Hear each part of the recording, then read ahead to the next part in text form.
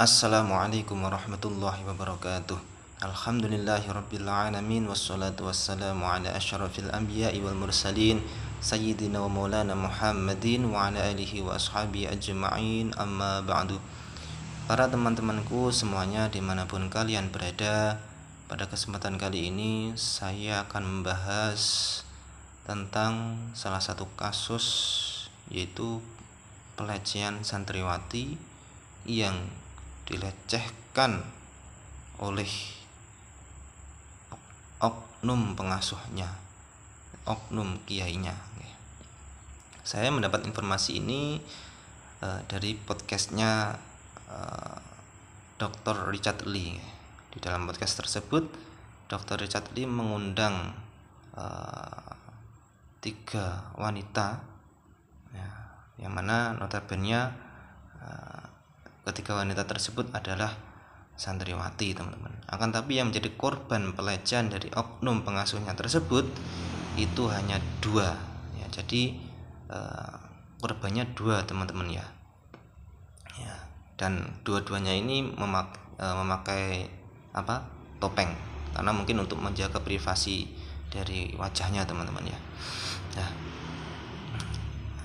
yang mana kedua korban ini, kedua santriwati ini telah dilecehkan, dinodai, bahkan naudzubillah sudah disetubuhi oleh sang pengasuhnya, ya. Yang lebih tragisnya itu dari pengakuan dari korban tersebut, itu hal tersebut dilakukan sejak si korban masih duduk di bangku sekolah SD, teman-teman. Naudzubillah min dzalik. Dari kecil, dari SD itu sudah digitukan, bayangkan. Ya. Ini apa itu namanya? Ya. Kelakuannya sangat biadab, teman-teman, ya. Anak kecil, bayangkan. Ya, dari SD menurut pengakuannya sampai dia dewasa, bahkan sampai kuliah, teman-teman, ya. Berapa tahun itu? Coba dihitung, dari SD sampai kuliah, ya, dijadikan korban budak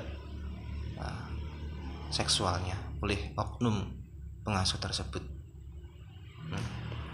Sebenarnya kasus seperti itu banyak, teman-teman, ya. Kita sudah sering mendengar, bahkan tidak lama, ya, kemarin tuh itu ada sudah sampai hamil, melahirkan. Itu sebenarnya banyak kasus seperti itu. Kemarin juga ada yang oknum salah satu pengasuh pesantren menampar santrinya yang lupa, karena kelupaan tidak salaman, ya. Terus ada juga bahkan sampai di video itu, ya, oknum salah satu pengasuh juga melecehkan santriwatinya di tempat pengajiannya, bayangkan. Itu sudah tidak karu-karuan, itu sudah bukan kiai lagi kalau seperti itu, bukan ulama lagi kalau seperti itu, teman-teman, ya. Itu sudah kelakuannya sudah biadab banget kalau seperti itu, ya. Bayangkan dari kecil sampai dewasa, nah, dilakukan seperti itu loh, bayangkan, ya. Dan menurut kabar, ya, Dr. Richard Lee akan membantu untuk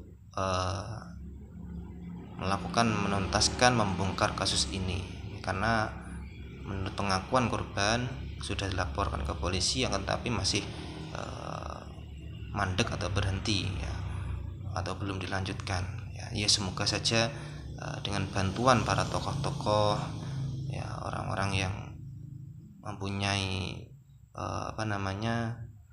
pengaruh seperti Dr. Richard Lee, semoga kasus ini segera terbongkar dan pelakunya, oknum dari pengasuh tersebut, bisa diadili dengan seadil-adilnya, tidak pandang bulu, teman-teman, ya.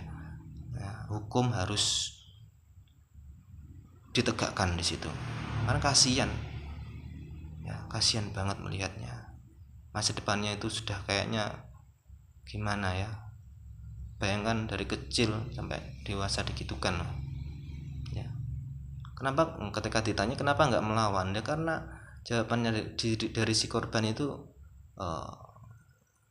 kasar gitu loh, perlakuannya kasar dan mungkin dapat ancaman-ancaman juga ya. Gitu. Bahkan sampai di dalam mobil juga dilakukan pelecehan juga teman-teman, menurut pengakuan dari si santriwati tersebut ya, si korban tersebut. Ada 2 korban di situ ya, sama-sama perempuan itu ya. Itulah teman-teman, kalau seorang tokoh ya, seorang yang ditokohkan ya, apalagi seorang tokoh pengasuh ya, kalau ya, tidak bisa menahan hawa nafsunya ya, akan terjerumus dengan hal-hal yang sangat biadab tersebut teman-teman ya.